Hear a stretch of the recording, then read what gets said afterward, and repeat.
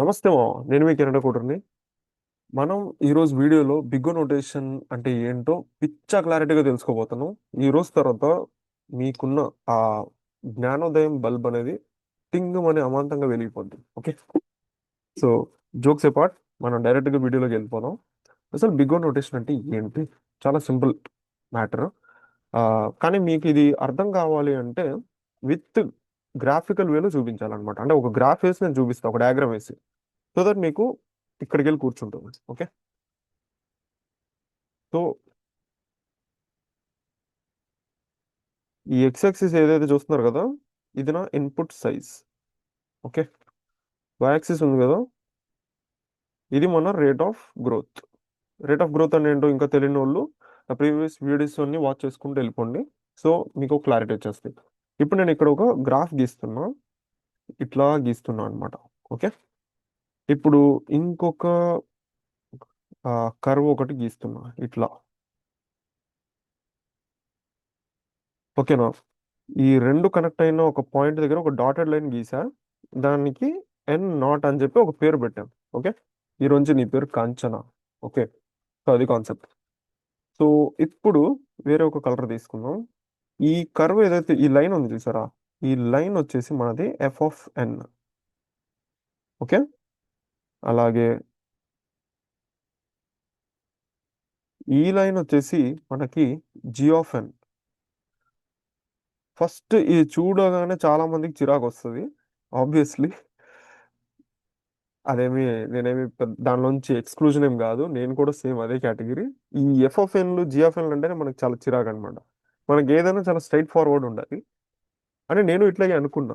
తర్వాత నాకు అర్థమైంది వీటి వాల్యూ ఏంటో. అంటే ఇది ఎంత, ఇది ఎట్లాంటివి అంటే ఎఫ్ఎఫ్ఎన్ జిఎఫ్ఎన్లు పెద్ద కాంప్లెక్స్ మ్యాటర్ని తీసుకెళ్ళి చిన్న ఒక ఆటం పార్టికల్లో పెడితే ఎలా ఉంటుంది, అది జస్ట్ పేలితే ఏమవుతుంది, న్యూక్లియర్ బాంబు మొత్తం ఎక్స్ప్లోడ్ అవుతుంది. అర్థమైందా? ఆ బాంబ్ మేబీ చిన్నదే అయి ఉండొచ్చు, కానీ అది ఎక్స్ప్లోడ్ అయితే అది క్రియేట్ చేసే డిస్ట్రక్షన్ ఎట్లా ఉంటుంది. ఈ రెండు కూడా ఫంక్షన్లు అలా ఉంటాయి అనమాట. ఎఫ్ఎఫ్ఎన్ జిఎఫ్ఎన్ ఆ లెవెల్ ఉంటాయి. అర్థం చేసుకుంటే పిచ్చ ఈజీగా ఉంటాయి ఇవి. ఓకే, సో మీకు అర్థమయ్యే లెవెల్లో నేనున్నా కదా చెప్పడానికి. Okay, so F of n అంటే ఏంటి అనేది అందరికి ఒక డౌట్. అలాగే ఎన్ నాట్ అంటే ఏంటి ఒక డౌట్. జి ఆఫ్ ఎన్ అంటే ఏంటి ఒక డౌట్. ఓకే, సో ఇవి మీకు అర్థం కావాలి అంటే నేను మీకు ఒక రెండు ఈక్వేషన్లు చెప్పాలన్నమాట ఇక్కడ. ఓకే, సో ఫస్ట్ ఈక్వేషన్ వచ్చేసి మనం ఎన్ స్క్వేర్ ప్లస్ 100, ఎన్ స్క్వేర్ కాదు, ఎన్ పవర్ 4 ప్లస్ 100 ఎన్ స్క్వేర్ ప్లస్ 10n+50 అని చెప్పి ఒక పర్టికులర్ ఎక్స్ప్రెషన్ నేను తీసుకున్నా. ఓకేనా, అర్థమైందా? ఇది తీసుకున్నా.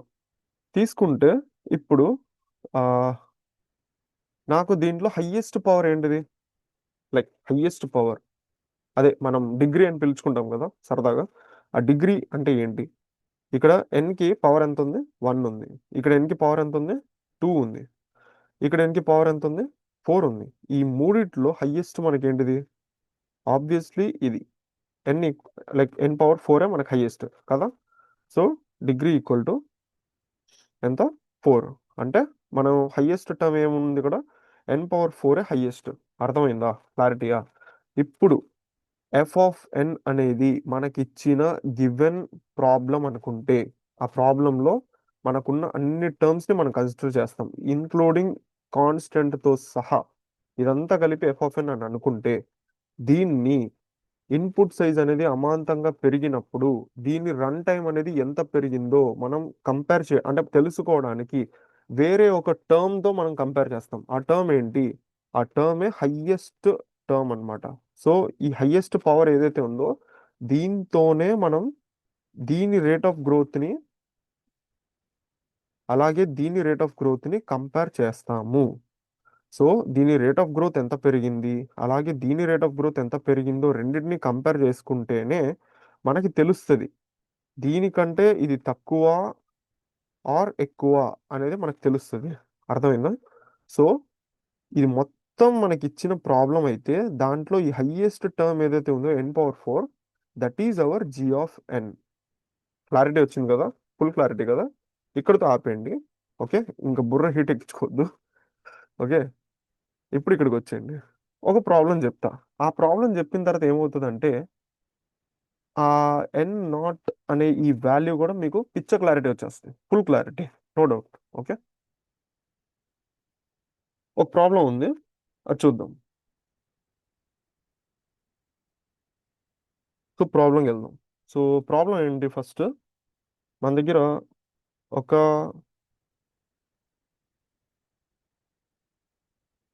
ప్రాబ్లం ఉంది. f(n) = 3n+8 అనమాట. ఓకే, ఇది ఒక ప్రాబ్లం.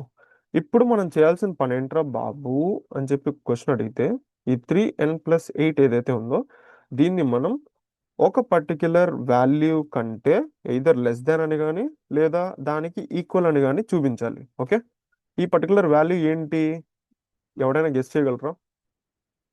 మన దగ్గర ఈ వాల్యూ ఉంది 3n+8. ఈ మొత్తం వాల్యూని ఒక సంథింగ్, ఒక పర్టికులర్ వాల్యూ కంటే లెస్ దాన్ కానీ ఆర్ దానికి ఈక్వల్ కానీ చూపించాలి. ఆ వాల్యూ ఏంటంటే నథింగ్ బట్, ఆ వాల్యూ మరి ఇంకేంటో కాదు, slightly higher than this particular term. ఇక్కడ మనకి హయ్యెస్ట్ టర్మ్ ఏది ఉంది, 3n అనేది హయ్యెస్ట్ టర్మ్. దీనికంటే స్లైట్లీ, అంటే దానికంటే కొంచెం హైయెస్ట్ ఉన్న టర్మ్ ఏంటిది, 3 కంటే పెద్దది ఏ నెంబర్, 4 కదా. సో 3n కంటే పెద్ద నెంబర్ ఏంటిది, 4n. అంతే కదా, సింపుల్ మ్యాథ్. అయిపోయిందా? ఇప్పుడు మనం ఈ కండిషన్ ప్రూవ్ చేయాలి. ఓకే, మన గోల్ ఏంటి, బిగ్ గోలో మన గోల్ ఏంటి, to prove 3n+8. Example problem కాబట్టి 3n+8 అని చెప్పి అంటున్నా. ఓకేనా? సో ఇక్కడ ఎగ్జాక్ట్లీ మన గోల్ ఏంటి అని అడిగితే 3n+8 is less than or equal to 4n అని ప్రూవ్ చేయాలి. ఇది ప్రాబ్లం టు ప్రాబ్లం డిఫరెంట్ ఉంటాయి, కానీ ఓవరాల్గా అసలు బిగ్ గోలో మనం ఏం చేస్తాము అంటే బేసికల్లీ f(n) అనేది less than or equal to some constant multiplied by g of n అని చెప్పి మనం ప్రూవ్ చెయ్యాలి. ఓకేనా, క్లారిటీ వచ్చిందా? అది ఇప్పుడు దీన్ని ప్రూవ్ చేయాలి అంటే n వాల్యూ ఎంతో మనకు తెలియాలి. n వాల్యూ ఎంతో ఎవరికైనా తెలుసా? తెలియదు. తెలియనప్పుడు ఏం చేయాలి, ఇప్పుడు ఒక 10 బాక్సులు ఉన్నాయి. ఈ 10 బాక్సుల్లో మనకు కావాల్సిన గోల్డ్ ఎక్కడ ఉందో మనకు తెలియదు. అప్పుడు నువ్వేం చేస్తావు, కామన్ సెన్స్ యూస్ చేయి. ఏం చేస్తావు, ఫస్ట్ బాక్స్ నుంచి నరుక్కుంటూ వస్తావు. బాక్స్ 1 పగలగొడతావు, ఓపెన్ చేస్తావు, ఉండదు. బాక్స్ 2 ఉండదు, 3 ఉండదు, 4 5 6 7 8 9, ఆ 10th బాక్స్లో ట్రెజర్ ఉంది, చూస్తావు. ఓకేనా? సో అలా ట్రయల్ అండ్ ఎర్రర్ మెథడ్లో బాక్స్ 1 నుంచి బాక్స్ 10 వరకు అన్ని వాల్యూస్ మనం చెక్ చేసుకుంటూ వస్తాం. ఏ బాక్స్లో ట్రెజర్ ఉందో తెలిసిపోద్ది. అర్థమైందా? సో అలాగే ఎన్ వాల్యూ మనకు తెలియనప్పుడు ఎన్ వాల్యూని 1 నుంచి మనం చెక్ చేసుకుంటూ వచ్చేయచ్చు. ఓకే, ఈ కండిషన్ సాటిస్ఫై అయిన రోజున మనం అక్కడ ఆపేయాలి. ఓకే, సో ఇప్పుడు n = 1 పెట్టుకో, చెక్ చేయి. 3 × 1 + 8 ఎంత, 11. ఇటు వచ్చేయి, 4 × 1 ఎంత, 4. ఇప్పుడు కంపేర్ చేసి చూసుకో, 11 అనేది less than or equal to 4ఆ? అవునా, కాదు కదా. సో ఇది ఫెయిల్ అవుతుంది. సో n = 1 అనేది ఫెయిల్ అయింది, తీసేయి. కొంచెం పెంచుకుంటూ వెళ్ళిపోదామా, మరీ 2 చెక్ చేసి 3 చెక్ చేసి 4 చెక్ చేసి అలా వచ్చేటప్పుడు కల్లా తెల్లారిపోద్ది. సో అందుకే మనం కొంచెం పెద్ద పెద్ద అడుగులు వేసుకుంటూ వెళ్ళిపోదాం. సో n = 5కి వెళ్ళి చెక్ చేసుకుందాం. ఓకే, సో 3n+8 కదా, 3 × n అంటే 5 + 8, 3 5 15 + 8 ఎంత, 23గా, అంతేనా, 23. ఇక్కడికి వచ్చేయండి, 4 × n, 4 × 5 అంటే ఎంత, 20. సో n వర్కౌట్ అయిందా, చెక్ చేసుకో, తెలుస్తుంది. 23 is less than or equal to 20ఆ? కాదు కదా, 23 దీనికంటే పెద్దది. So condition fail. సో ఇది ఫెయిల్, ఇది కూడా ఫెయిల్. ఇప్పుడు నెక్స్ట్ దానికి వెళ్ళిపో. n కొంచెం పెద్ద పెద్ద అడుగులు వేసుకుంటూ వెళ్దాం. మరీ 6 7 అన్నా కూడా మనకు తెల్లారిపోద్ది. సో అందుకని కొంచెం ఈసారి 8 తీసుకుందాం, చెక్ చేద్దాం అసలు ఏమొస్తుందో చూద్దాం. 3 × n+8 కదా, 3 × 8 + 8, 3 8 24 + 8 32. ఓకేనా? ఇక్కడికి వచ్చి 4n కదా, 4 × 8 ఎంత 32. ఇప్పుడు కండిషన్ వర్కౌట్ అవుతుందా లేదా చెక్ చేసుకో. 32 is less than or equal to 32. 32 కంటే చిన్నదా? కాదు, ఫెయిల్. కానీ 32 ఈజ్ ఈక్వల్ టు 32 కదా. సో మనకి కండిషన్ వర్కౌట్ అవుతుంది. అయినప్పుడు ఏం చేయాలి? ఆ ఎన్ వాల్యూని మనం ఫైనలైజ్ చేసేసుకోవచ్చు. Okay, so n equal to 8ని ఫైనలైజ్ చేసుకో.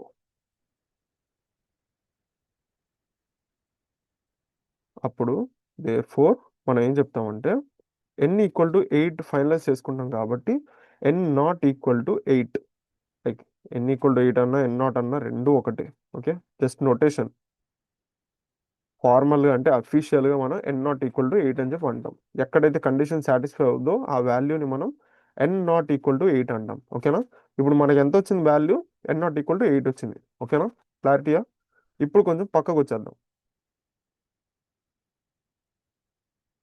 పక్కకి అంటే డయాగ్రామ్ దగ్గరికి వెళ్దాం. ఇక్కడ నేను ఏం చెప్పా? n నాట్ అని చెప్పా. అంటే ఏంటి? ఇక్కడ మనకి n నాట్ ఈక్వల్ టు ఎంత వచ్చింది? 8 వచ్చింది. దాని మీనింగ్ ఏంటి అంటే, దాని మీనింగ్ ఏంటి? అంతకు ముందు మనం ట్రై చేసిన n not equal to 1, 2, 3, 4 and so on till 8 వరకు కూడా మనం అన్నిటినీ వదిలేస్తాం. ఈ నెంబర్ 8 ఉంది చూసారా, ఇక్కడ నుంచి 8 అనేది స్టార్ట్ అవుద్ది. సో 8 నుంచి అన్ని వాల్యూస్ని మనం పట్టించుకుంటాం. ఓకే, సో ఫర్ ఎగ్జాంపుల్ ఇక్కడ నుంచి వచ్చేసి ఇక్కడ వరకు ఉన్న వాల్యూస్, సో బేసికల్లీ ఇక్కడ నుంచి ఇక్కడ వరకు ఉన్న వాల్యూస్ అన్నీ కూడా just ignore these values. Okay, ఈ n నాట్ ఈక్వల్ టు 8 ఏదైతే ఉందో ఈ n నాట్ ఈక్వల్ టు 8 అనే ఈ వాల్యూ నుంచి ఇన్ఫినిటీ వరకు కూడా ప్రతి వాల్యూని మనం మనం పట్టించుకుంటాం. Like we consider those values. Okay, so consider అని రాసుకో. అంటే మీనింగ్ ఏంటి అంటే n వాల్యూ పెరిగినప్పుడు, n వాల్యూ పెరుగుకుంటూ వెళ్ళినప్పుడు, ఓకే, ఈ n నాట్ ఈక్వల్ టు 8 అనే ఏదైతే వచ్చిందో ఈ 8 నుంచి ఇన్ఫినిటీ వరకు మనకు అన్ని వాల్యూస్ చాలా ఇంపార్టెంట్. కానీ n వాల్యూ అనేది తక్కువ. ఈ బిలో 8 ఉన్నప్పుడు వరకు మనం అసలు దాన్ని కన్సిడర్ కూడా చెయ్యం. అర్థమైందా? బిగ్ గోలో మనం చేసేది అదే. అర్థమైందా? n నాట్ అంటే అది. క్లారిటీ వచ్చిందా? సో ఇది ఒక ప్రాబ్లం చెప్పా కదా. ఇది సింపుల్గా చెప్పాలంటే బిగ్ ఓ అంటే ఇది అనమాట.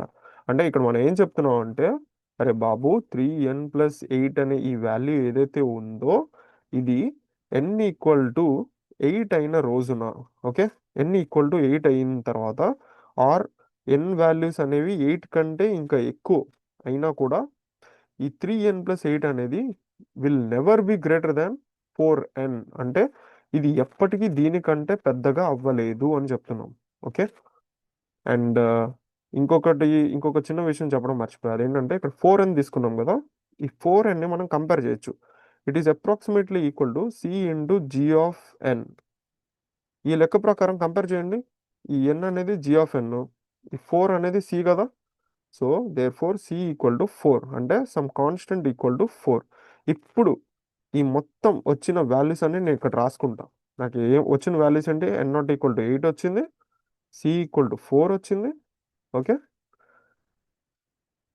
అలాగే మన f of n equal to ఎంత ఉంది? 3n+8 ఉంటుంది. మన g ఆఫ్ n ఎంత? g ఆఫ్ n ఏమో 4n వచ్చింది. ఓకేనా? ఇవన్నీ రాసుకొని ఇప్పుడు నేను ఏం చెప్తా అంటే దేర్ ఫోర్ బాబాయ్ ఏం చేద్దామంటే మనం ఆఫ్టర్ మన ఎన్ వాల్యూ అనేది 8కి టచ్ అయిన తర్వాత, అంటే ఈ పర్టిక్యులర్ వాల్యూకి రీచ్ అయిన తర్వాత ఇక్కడ నుంచి, ఓకే, నీ ఎఫ్ ఆఫ్ ఎన్ ఏదైతే ఉందో, ఎఫ్ ఆఫ్ ఎన్ అంటే 3n+8 ఏదైతే ఉందో, దిస్ పర్టిక్యులర్ ప్రాబ్లం అంటే this particular expression will never be greater than g of n అంతా 4n. అంటే ఈ పర్టికులర్ వాల్యూ ఏదైతే ఉందో 8కి అంటే n ఈక్వల్ టు 8కి రీచ్ అయినప్పుడు ఈ పర్టికులర్ వాల్యూ ఏదైతే ఉందో ఇది ఎప్పటికీ 4n కంటే పెద్దది అవ్వలేదు. అంటే 4nని క్రాస్ చెయ్యలేదు అని మనం ఖచ్చితంగా స్టాంప్ వేసి మరి చెప్పొచ్చు. అర్థమైందా? సో అది కాన్సెప్ట్ అనమాట. ఓకే, ఇంకొక ప్రాబ్లం, సేమ్ ప్రాబ్లం చెప్తా, సేమ్ కాకపోతే వేరే కైండ్ ఆఫ్ డిఫరెంట్ టైప్, అంటే different problem same model. Okay, ఎందుకంటే మీకు ఒకవేళ ఆ ప్రాబ్లం దగ్గర అర్థం కాకపోతే కనీసం ఈ ప్రాబ్లం దగ్గర అయినా అర్థం అవుతుందని ఇలా చెప్తున్నా. అర్థమైందా? F of N equal to N square plus one. Okay, ఇది తీసుకో, ఎన్ స్క్వేర్ ప్లస్ వన్ తీసుకో. ఇది ఇచ్చాడు ప్రాబ్లం. ఇప్పుడు ఏం అడుగుతున్నాడు? క్వశ్చన్ ఏంటి? Find upper bound. Upper bound అంటే ఏంటమ్మా? అప్పర్ బౌండ్ అంటే ఏంటి? అదే మన బిగ్గో నోటేషన్. మన బిగ్గో నోటేషన్ గురించి చెప్పుకున్నాం కదా. బిగ్గో నోటేషన్ అంటే అసలు డెఫినేషన్ ఏంటో తెలుసు కదా మీ అందరికి. బిగ్గో నోటేషన్ అంటేనే అప్పర్ బౌండ్ ని క్యాలిక్యులేట్ చేయడం. అదేంటి, మీరు ఏదో గ్రాఫ్ గీశారు, దాంట్లో అప్పర్ బౌండ్ ఎక్కడ ఉంది మాకేం తెలుసు అని చెప్పి ఒక క్వశ్చన్ అడిగితే సింపుల్ గా చెప్తా. ఈ జీ ఆఫ్ ఎన్ ఏదైతే ఉందో this is called upper bound. ఇది దేని అప్పర్ బౌండ్ అంట? This is the upper bound for f of n. F of n కి ఇది అప్పర్ బౌండ్. అంటే ఎఫ్ ఆఫ్ ఎన్ ఇక్కడ ఉంది అనుకుంటే జీ ఆఫ్ ఎన్ ఎప్పుడు ఎఫ్ ఆఫ్ ఎన్ కంటే పైనే ఉంటది. మీరు గ్రాఫ్ లో చూడండి, ఇక్కడ తెలుస్తుంది. జీ ఆఫ్ ఎన్ ఎక్కడ ఉంది? ఈ కర్వ్ పైన ఉంది. ఎఫ్ ఆఫ్ ఎన్ ఎక్కడ ఉంది? దాని కింద ఉంది. ఎఫ్ ఆఫ్ ఎన్ ఎప్పుడు కిందే ఉండాలి, జీ ఆఫ్ ఎన్ ఎప్పుడు పైనే ఉండాలి. అర్థమైందా? అప్పుడే మనం జీ ఆఫ్ ఎన్ ని అప్పర్ బౌండ్ అంటాం. ఓకే, అర్థమైందా? ఇప్పుడు బిగో నోటేషన్ లో అసలు మన గోల్ ఏంట్రా బాబు అనే క్వశ్చన్ అడిగితే గోల్ ఏం లేదు, చాలా సింపుల్. ఎఫ్ ఆఫ్ ఎన్ ఇస్తాడు, దాని యొక్క అప్పర్ బౌండ్ క్యాలిక్యులేట్ చేయాలి. ఎందుకు క్యాలిక్యులేట్ చేయాలి అనే క్వశ్చన్ అడిగితే ఈ ఎఫ్ ఆఫ్ ఎన్ ఏదైతే ఉందో ఈ అప్పర్ బౌండ్ ని దాటి ఎప్పటికీ పైకి వెళ్ళలేదు.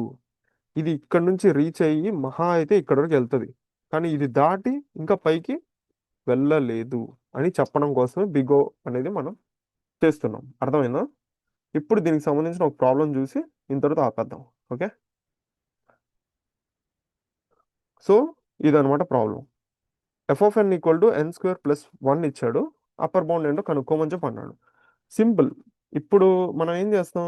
మనకు తెలిసిన థీరం ఏంటి? ఎన్ స్క్వేర్ ప్లస్ వన్ అనేది ఇదర్ లెస్ దాన్ అని చూపించాలి, or less than or equal to అని అయినా చూపించాలి. దేనికి? ఒక సమ్ వాల్యూకి చూపించాలి. ఆ సమ్ వాల్యూ ఏంటది?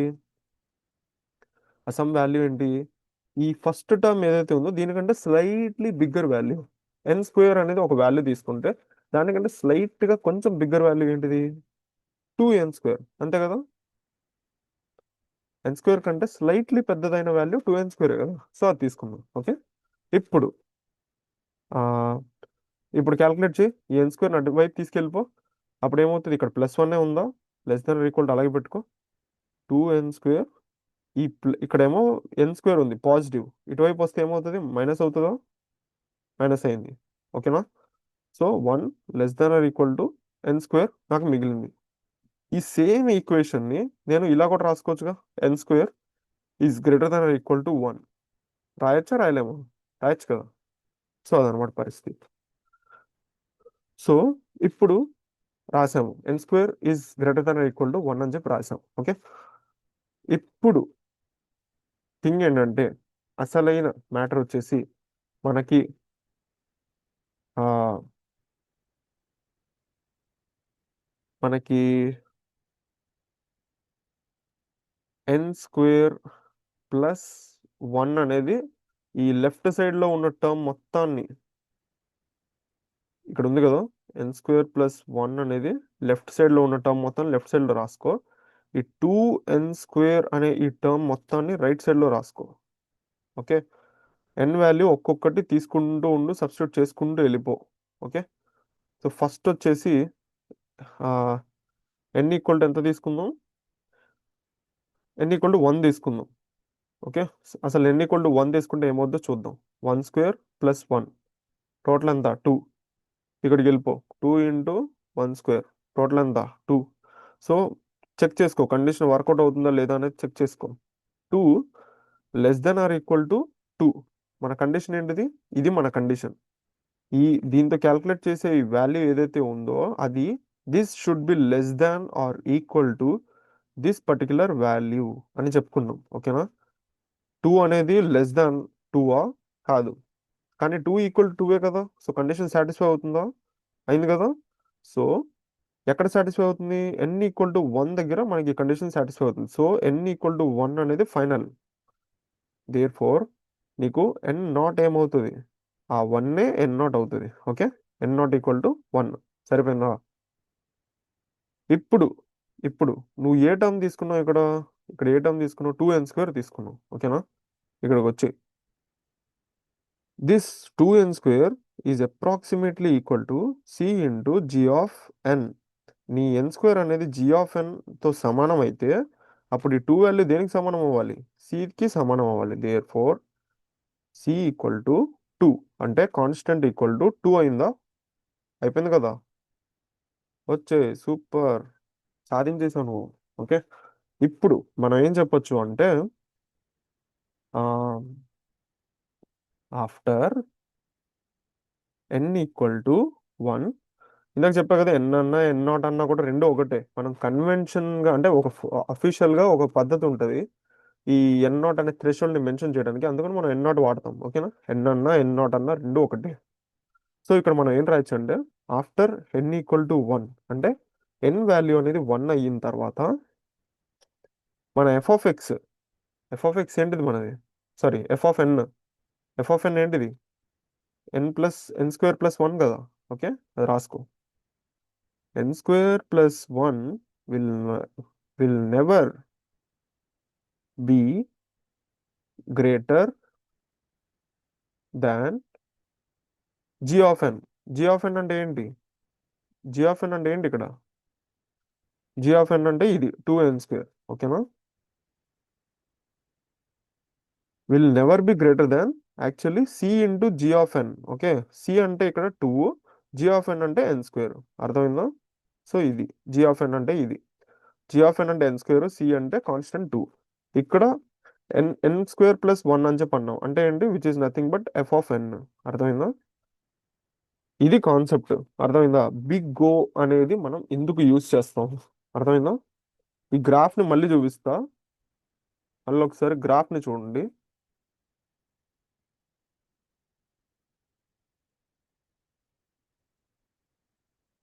ఈ గ్రాఫ్ని చూసారు కదా, ఇప్పుడు క్లారిటీకి చూసారు కదా. సో మీకు అర్థమైంది కదా. సో మనం ఏం చేసాం ఇక్కడ, అప్పర్ బౌండ్ని క్యాల్కులేట్ చేసాం. అప్పర్ బౌండ్ అంటే జీ ఆఫ్ ఎన్ని క్యాల్కులేట్ చేసాం. మనకి ఇచ్చేది ఏంటిది, ప్రాబ్లంలో ఎఫ్(n) ఇస్తాడు, మనం జీ ఆఫ్ ఎన్ క్యాల్కులేట్ చేయాలి. ఓకే, మ్యాథమెటికల్గా బిగ్ ఓని ఎక్స్ప్లెయిన్ చేయండి అని చెప్పి ఎవరైనా అడిగితే, ఆర్ మ్యాథమెటికల్గానే అవసరం లేదు, అసలు బిగ్ ఓ అంటే ఏంట్రా బాబు అని ఎవరైనా అడిగితే మీరు ఇలా కానీ ఇంటర్వ్యూలో ఎక్స్ప్లెయిన్ చేస్తే, బిలీవ్ మీ, మిమ్మల్ని అసలు కొట్టేవాడు ఉండడు. మీకున్న నాలెడ్జ్కి ఖచ్చితంగా చెప్తున్నావు కదా, ఆఫర్ మీకే వచ్చేస్తుంది 100%. బిగ్ నోటేషన్ ఎక్స్ప్లెయిన్ చేయండి అని అడిగితే, ఓకే, ఇది పద్ధతి. ఇలా ఎక్స్ప్లెయిన్ చేస్తే మీకు అవుట్ ఆఫ్ అవుట్ పక్క. ఆర్ ఇంటర్వ్యూ అయితే ఇంటర్వ్యూ మీరు సెలెక్ట్ అవ్వడం అనేది ఎవడు ఆపలేడు 100%. అలా కాకుండా సింపుల్గా అందరిలాగా బిగ్ ఓ అంటే అప్పర్ బౌండ్ క్యాల్కులేట్ చేయడం అని చెప్పి 4 ముక్కలు టెక్స్ట్ బుక్లోంచి బట్టి పట్టి చెప్పేస్తే ఎవ్వరు దేకను కూడా దేకరు లిటరల్లీ. ఇలా చెబితేనే వీడికి అండర్స్టాండింగ్ ఇన్ డెప్త్ ఎక్కేసింది అని చెప్పి ఇంటర్వ్యూవర్కి అర్థమవుతుంది. అర్థమైంది కదా. సో ఇది కాన్సెప్ట్. నా దగ్గర ఇంకా చాలా ప్రాబ్లమ్స్ ఉన్నాయి, ఇలాంటి ప్రాబ్లమ్స్ ఇంకా చాలా ఉన్నాయి, ఒక 4-5 ప్రాబ్లమ్స్ ఉన్నాయి ఇంకా. ఇవన్నీ చెప్పొచ్చు, బట్ ఐ హోప్ ఈ 2 ప్రాబ్లమ్స్కి మీకు క్లారిటీ వచ్చేసిందని నేను అనుకుంటున్నాను. ఓకే, సో అది మీకు ఒకవేళ ఈ వీడియో వాచ్ చేసిన తర్వాత మీ ఒపీనియన్ ఏంటి, మీకు అర్థమైందా లేదా, ఏ విషయమో నాకు చెప్పండి. చెప్తేనే నేను హ్యాపీ అవుతా. ఎందుకంటే ఓకే, కష్టపడి చెప్పాము, వాళ్ళకి ఎక్కింది కంటెంట్ అని చెప్పి నాకు తెలిస్తేనే కదా నేను హ్యాపీ అయ్యేది. సో అది, సో యాక్చువల్లీ ఈ వీడియో చేయడానికి పెద్ద నోట్స్ కూడా ప్రిపేర్ చేసుకున్నా, అంటే కాన్సెప్ట్ చెప్పొచ్చు మీకు, కానీ నేను చెప్పే విధానం మీకు ఎక్కాలి కదా. సో మీకు ఎలా చెబితే ఎక్కుద్ది అని చెప్పి బాగా రీసెర్చ్ చేస్తే ఇదిగో ఈ గ్రాఫ్లు, ఈ ప్రాబ్లమ్స్, ఈ వే ఆఫ్ ఎక్స్ప్లెనేషను, ఎగ్జాంపుల్స్ ఇవన్నీ ఇంత కలెక్ట్ చేసి నేను చెప్పడం జరిగింది అనమాట. ఇలా కాకుండా సింపుల్గా నేను ఒక ముక్కలో అప్పర్ బౌండ్ క్యాలిక్యులేట్ చేయాలి అని చెప్పి చెప్పేయచ్చు. చెప్తే మీకు అది సరిపోద్దా అంటే అది అందరికి చేసే పని, మనం కొంచెం యూనిక్గా ఉండాలి కదా, అందుకని ఇలా చేసాం అనమాట. ఓకే, సో నా ఎఫర్ట్ ఖచ్చితంగా నచ్చితే సబ్స్క్రైబ్ చేయండి, బెల్ ఐకాన్ ప్రెస్ చేస్తే నేను ఏ వీడియో పెట్టినా మీ వరకు వస్తుంది. వీడియో నచ్చితే ఖచ్చితంగా లైక్ చేయండి. అండ్ మీ ఫ్రెండ్స్ ఎవరైనా ఉంటే డిఎస్ఏ వాళ్ళకి అవసరం ఉంటే ఖచ్చితంగా ఈ ప్లేలిస్ట్ మొత్తాన్ని వాళ్ళకి ఫార్వర్డ్ చేసేయండి. ఓకే, అండ్ మీకు ఇంకేమైనా డౌట్స్ ఉన్నా కూడా కామెంట్స్లో పెట్టండి. ఓకే, నమస్తే.